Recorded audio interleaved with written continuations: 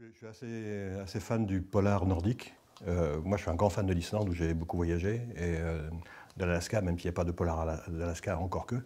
Mais j'aime bien les pays nordiques dans leur atmosphère. Et je cherchais un endroit où développer une intrigue policière et qui fasse appel au même type d'atmosphère ou de sentiments que les polars nordiques. Comme j'ai voyagé en Mongolie, je me suis dit que c'était l'endroit idéal.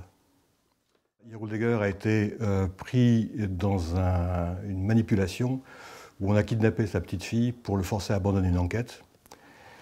Sa petite fille est morte dans l'enlèvement et tout le monde a cru que c'était à cause de son obstination.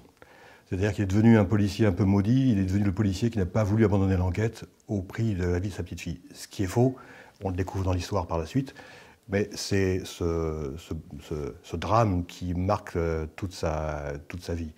L'autre chose qui marque sa vie et sa façon d'être, c'est qu'il a connu, comme beaucoup de jeunes en Mongolie, une éducation dans un temple.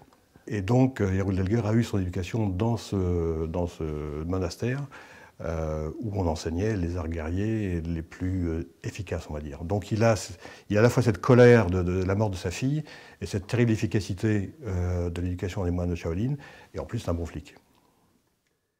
Je suis vraiment persuadé que, notamment dans le polar, une grande partie des choses passe par le dialogue, c'est-à-dire y compris la psychologie des personnages, mais aussi des petites brides d'informations qu'on laisse traîner dans un dialogue, au détour d'un dialogue, et qui prennent de l'importance 100 pages plus loin.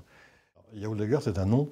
Tous les Mongols ont un prénom composé de deux noms. Ça veut toujours dire quelque chose. C'est lune dorée, fleur des steppes, etc. Jaroldeger, souvent chez les hommes, c'est héros de fer, cœur d'acier.